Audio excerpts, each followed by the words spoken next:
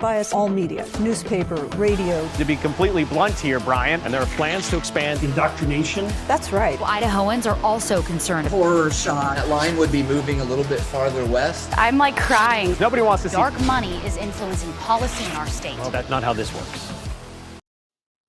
Well, hello there and welcome to Nowhere to Hide. The theme of today's program is the better to keep you safe, my dear. As in, the government is here to keep us safe, and we're going to talk about a couple of different stories which seem to show a very strong preference on the part of media, both in Idaho as well as in other places, to always side with government regulators when a question arises. So specifically, we're going to spend some time today talking about a supplement company in northern Idaho, which is under attack from the FDA over what the FDA is calling, faulty labeling and faulty keeping of records. And the interesting thing here is I don't see anything that talks about actual harm done, but there are definitely some bureaucratic rules that were called into question, and that's enough to bring not only the FDA out, but also it appears the press takes a very strong advocacy position because really no hard questions are asked. Curious.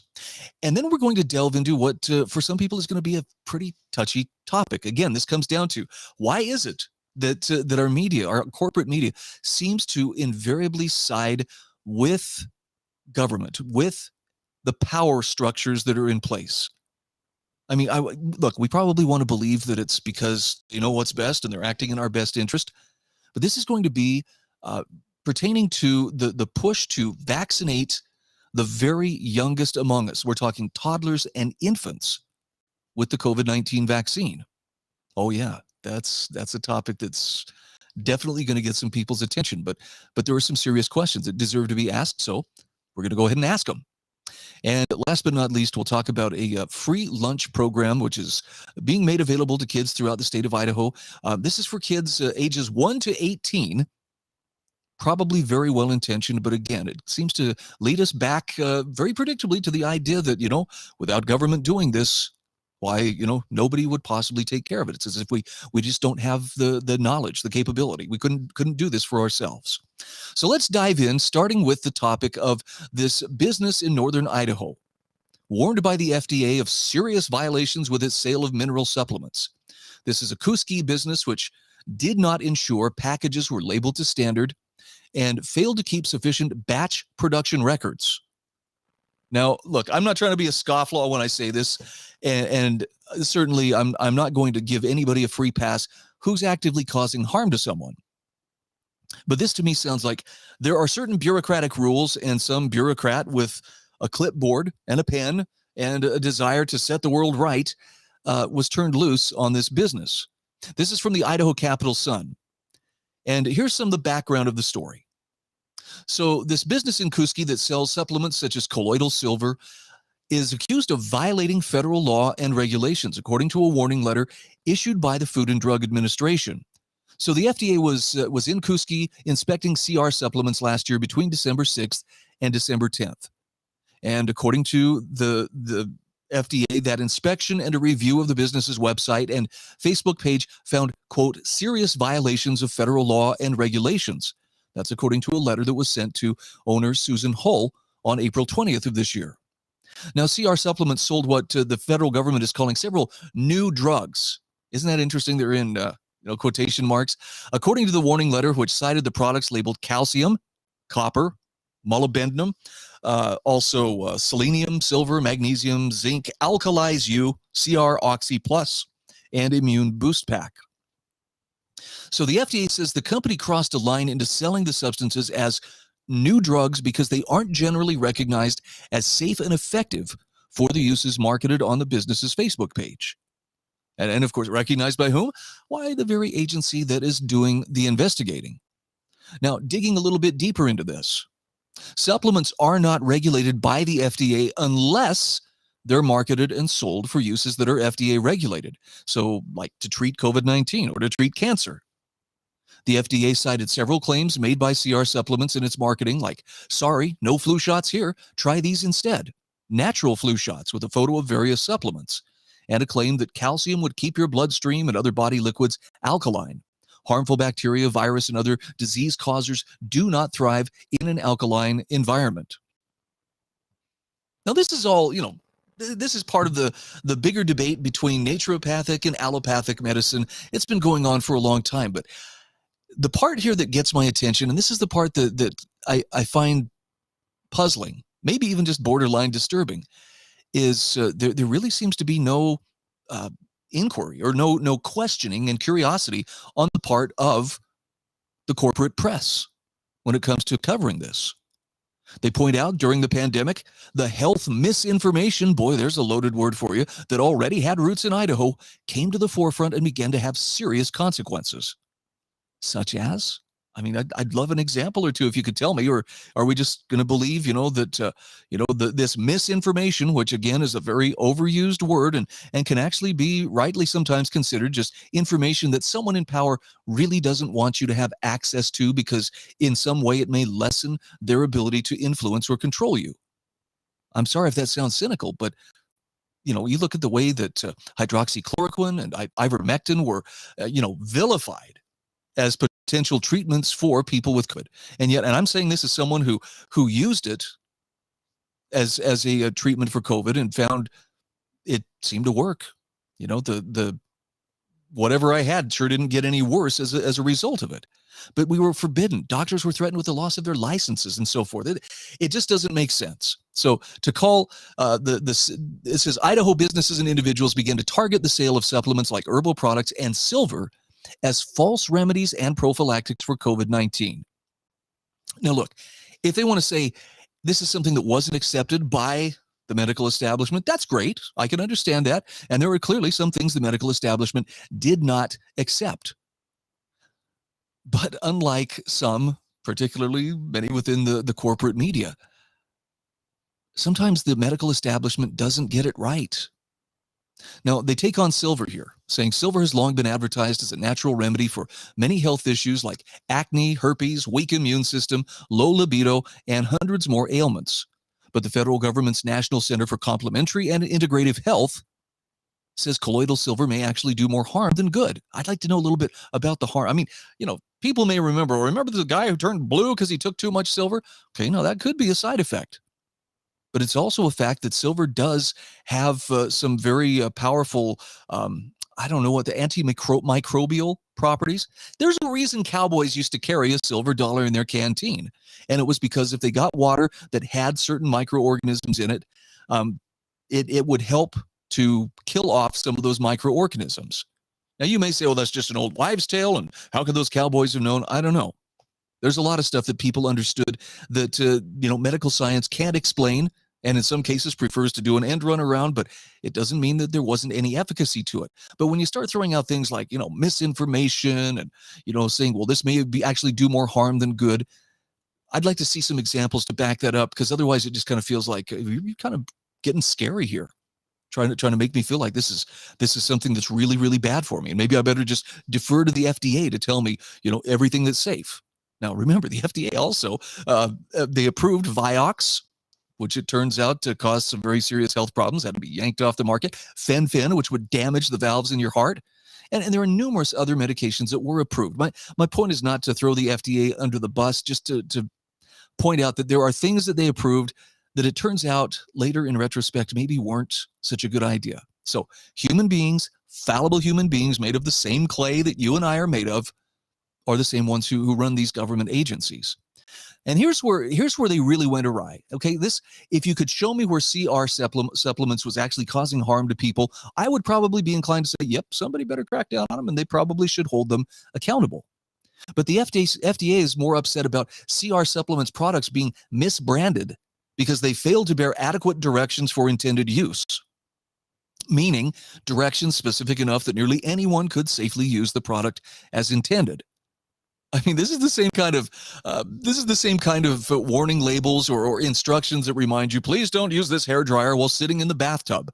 And I get it. There's liability, but there also seems to be a presumption that all of us are so dumb. If we actually had a brain, we'd probably be outside playing with it. I don't know about you, but that doesn't speak well for how we're being viewed by people with power to make decisions and to exercise authority over businesses, and for that matter, even the access we have to various supplements we may want to have access to. And this one was interesting too. A Facebook post from June 18th of 2020 markets CR supplements products as the essential nutrients a healthy body needs in the form of ionic liquid mineral concentrates. Its post claims a lack of nutrients in the soil from modern industrial farming is causing a variety of health complications. Now, I'm not a farmer. I'm not a pharmacist. But I think it's pretty well understood. A healthy body does need essential nutrients. And most of those nutrients will come to us through natural sources.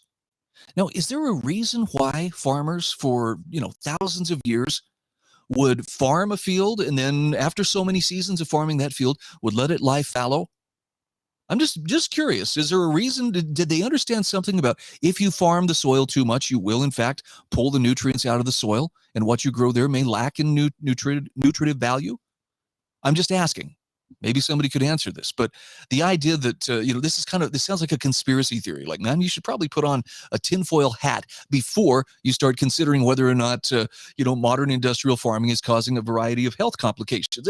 And I guess we're going to learn a little bit about this because right now, much of the modern industrial farming does involve large applications of chemicals and fertilizers and so forth, all of which are becoming very expensive and in some cases harder to get a hold of. So maybe we're going to learn a little lesson here altogether as we see some ways to grow crops that don't involve the industrial methods that have been used to date. So here's the crux of the FDA's case. They found that their inspection found that CR supplements failed to specify every stage in the manufacturing process of the supplements to ensure quality. They didn't describe it in great enough detail to satisfy the bureaucratic mind that was doing the inspection.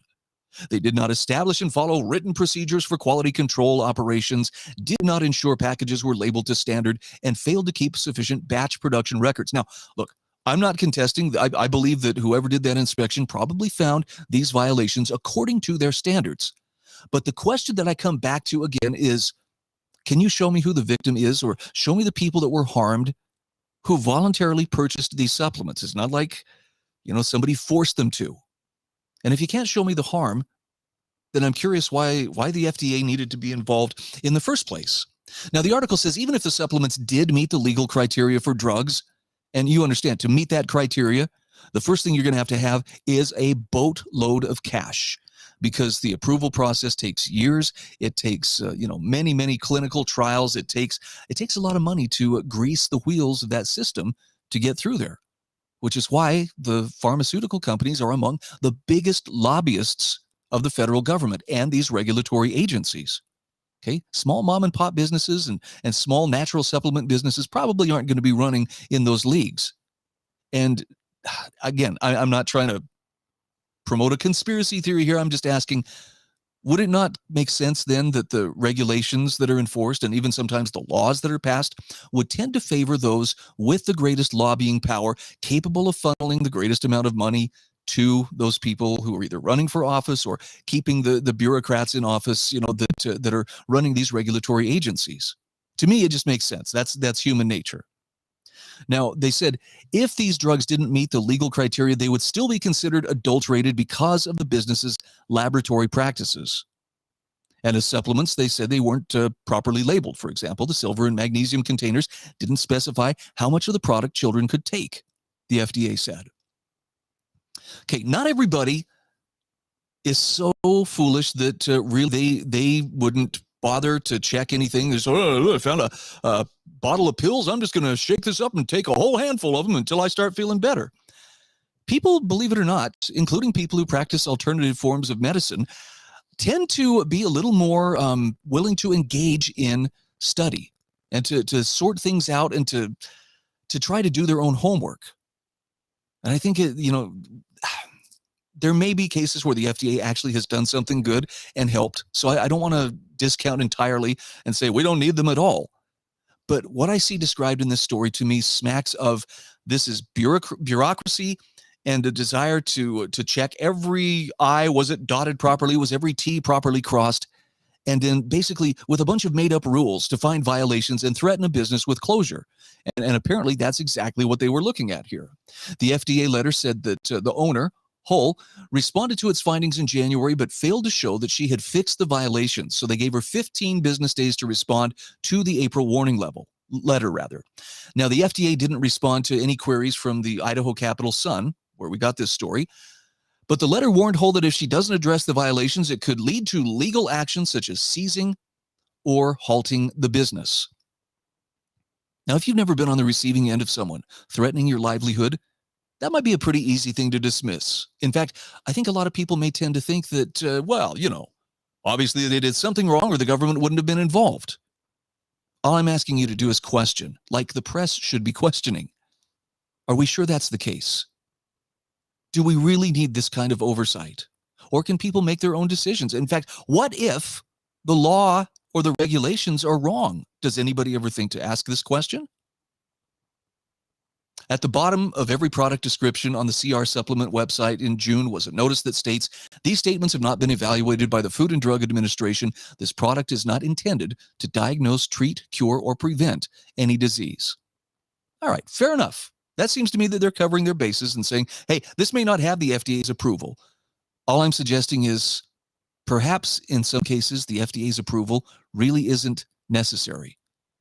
When it comes to natural supplements, things that people can sometimes access, if they know herbology, they can go out there and gather herbs themselves, make their own tinctures and so forth. And I get it. For some people, that's just, hocus pocus. That's like being a witch doctor or reading fortunes and tea leaves. But for other people, they find it a much more affordable and much more proactive way to take responsibility for their own health, as opposed to going to a doctor and saying, make me better, as in write me a prescription and let me go from there. So something to think about. All right, moving on to our next story. And this is one that's sure to elicit, a little spike in blood pressure for some folks. Parents and advocates scrutinize FDA delay in COVID vaccines for young kids. Now, this article not only tells you some of the facts, but also where to go for early childhood Moderna or Pfizer vaccines. This is from the Idaho Capital Sun from yesterday. It tells us clinical trials began in spring 2021 for Moderna's COVID-19 vaccine tailored to infants and young children. After multiple variant surges, the trials had results by spring of 2020. That's a pretty short time, by the way. Nobody really knows the long-term effects. Normally, this kind of thing takes years, but this has kind of been the rule of thumb for the COVID vaccine. Rush, and okay, it's being used under, I think it's emergency authorization, which is not the same thing as approved, but it allows it to be administered. And by gosh, the pressure to administer it, that was a real thing. Now, it wasn't until June of 2022 that a federal panel looked at the Moderna trial results alongside Pfizer's similar vaccine and gave its blessing. Now, this delay left a lingering question among parents and advocates for childhood immunization. Why did the Food and Drug Administration not act earlier to protect this age group and their families? And I'm still wondering about what's the thinking behind that. I mean, do you want them to just, approve it willy-nilly on, the whim of some parent who says, well, I'm concerned. What I'm seeing in the news is making me scared. I'm scared for my child about COVID. Maybe this is something they should have jumped on and taken care of much earlier. So to the extent that they were actually taking their time to see what was being done and to try to get some kind of trial results, I applaud them.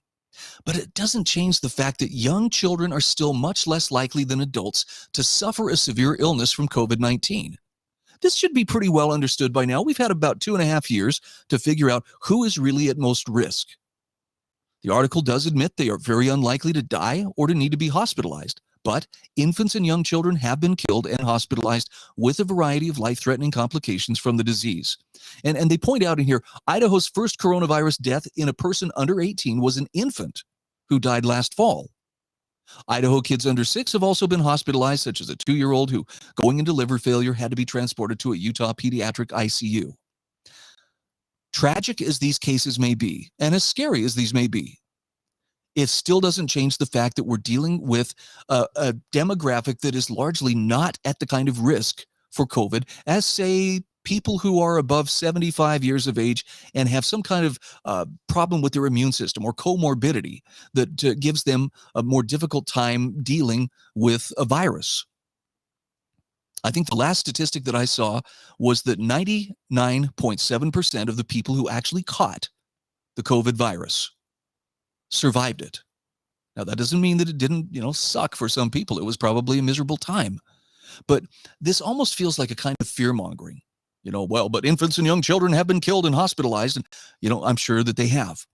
And I would be willing to bet that in every case, there was some other mitigating factor other than just, they were little and they got this that led to that illness or led to that death. Again, not to minimize the tragedy, but just let's not try to pretend that this is something so widespread. Parents, you should get out there and immunize your kids immediately. Now, that's a decision parents have to make. And parents, I think, I would trust you to follow your conscience. What I'm having a hard time with, though, is the way that the media, particularly the corporate media, really pushes for that. We've got to get everybody vaccinated as quickly as possible. And we'll talk more about what that led to in just a few moments. Now, there are some voices that have pushed back against this. I liked this quote from Jordan Schachtel from his Dossier Substack. Florida stands alone in defiance of the mRNA drug cartel. Now, that's a pretty provocative headline. He's definitely, sticking his finger in somebody's eye. But I share this with you to point out 49 states decided to follow the federal government's lead in ordering these COVID-19 injections for kids under 5. Despite glaring evidence of a failed pharmaceutical product that doesn't serve any benefit to them whatsoever and has the potential to cause serious side effects. Now, when he says this, what he's saying is, even though the vaccines were first rolled out with the promise, this will keep you from getting COVID-19, this will keep you from spreading COVID-19, this is how we end the virus, this is how we contain it. It's pretty well understood now. Even people who've been vaxxed and boosted multiple times still get the virus. They still can share the virus. So did it work as advertised? I don't know. But now the push, now we got to give it to kids. And Jordan Schachtel says on Friday, this was back in mid-June, he says the FDA authorized mRNA COVID shots, both Pfizer and Moderna, under emergency use for children under 5 down to 6 months of age. And the approval made its way through the halls of the federal bureaucracy, regardless of any studies showing a positive benefit for injecting young children with mRNA shots, which even in adults does not effectively prevent coronavirus infection. I'm just wondering, Idaho, come on, you have a reputation of being a state that's known for common sense and for a willingness to stand up, even if sometimes that's not the popular thing to do, rather than just run with the crowd. But Florida was the only one. So Governor DeSantis, in explaining why he weighed in on not signing up for the COVID vaccines for kids, says our Department of Health has been very clear. The risks outweigh the benefits, and we recommend against.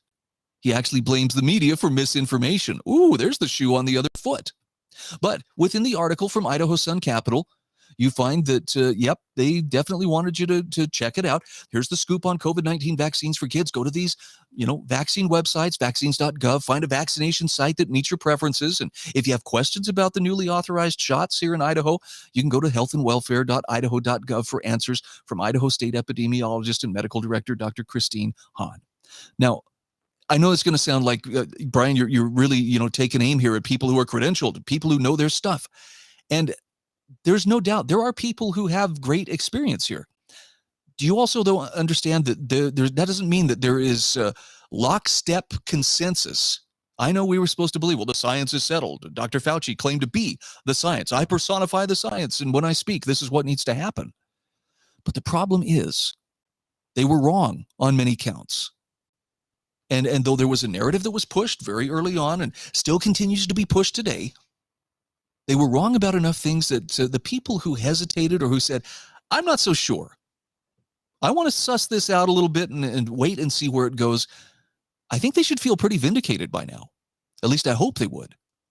Because they didn't, leap before they didn't leap before taking a good long look at what they were doing. I want to share with you some thoughts here from, this is from an article from the Brownstone Institute, Clayton Fox. And this is good advice. Pick any major story of the last 3 years, whether it's lab leak, whether it's Jussie Smollett, Russiagate, Ukrainian biolabs, whether it's ivermectin, hospitalizations from COVID versus with COVID, January 6th, transitory inflation, or of course, Hunter's laptop. And what you will find is absolutely hysterical narrative pushing up front followed later on by retractions, corrections, and outright denials as reality became undeniable. Now, in the meantime, our civilization was ripped apart. Our citizens were gaslit and impoverished, and in countries across the Western world, innocent people, meaning the unvaccinated, were removed from polite society, branded as lepers, and fired from their jobs. Why? Well, because there's just one story that won't die, and for which no corrections have been issued, and that's the shibboleth that vaccination can prevent infection, transmission, and help to end COVID. I know this sounds like a pretty hard thing to swallow, but the bottom line is the mass media and much of the medical establishment were wrong about selling this vaccine as something that was going to do all of those things.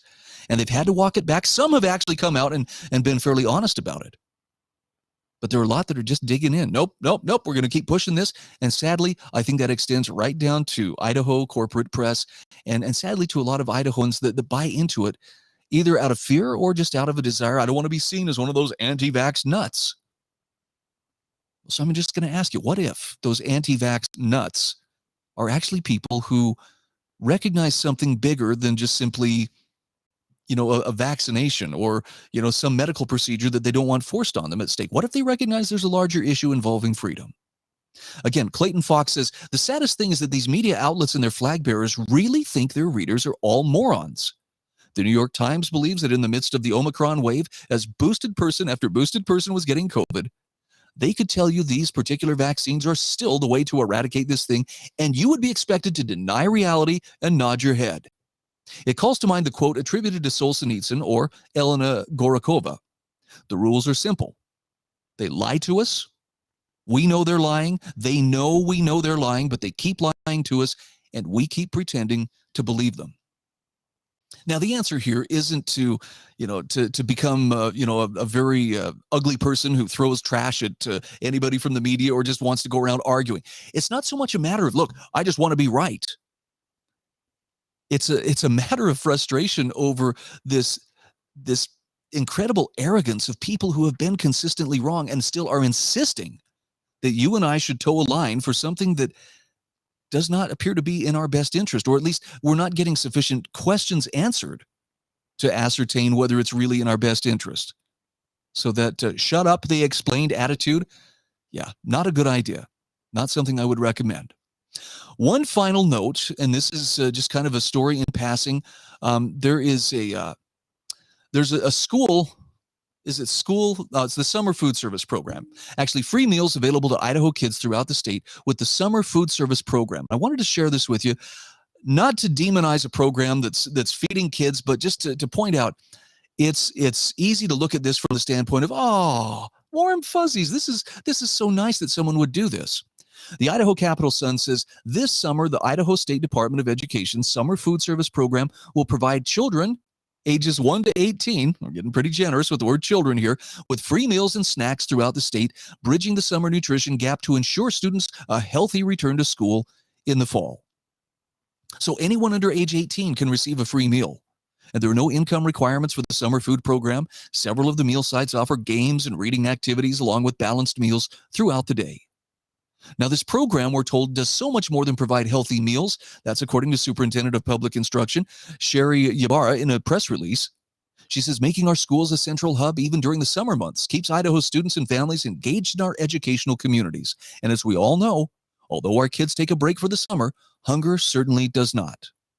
Now, look, I'm sure there are those who greatly appreciate this. I've seen on occasion, it's been a couple of years, but I've seen, where they would be handing out free peanut butter and jelly sandwiches and milk and whatnot to people at the park. And, and it really is, you'll see people, whole carloads of people pull up, in a nice Escalade or something, and kids get out there and just start loading up on it. And it just seems like taking advantage. And again, I'm not trying to deny that there are people who are in genuine need who probably benefit from this.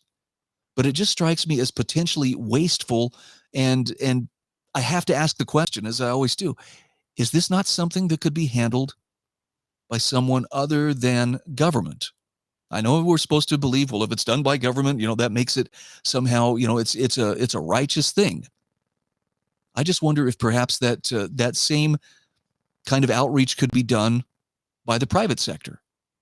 And I wonder if sometimes the regulations and the bureaucracy that has to be worked, well, how do we know that these peanut butter sandwiches are actually, safe? And what about people with nut allergies and whatnot?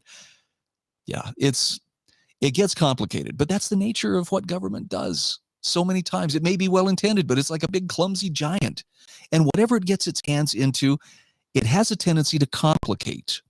So whatever good is done, just know there are also going to be some side effects. Same as could be said with a lot of pharmaceuticals. And so on that note, the idea here is question the narrative. Question what you're being told.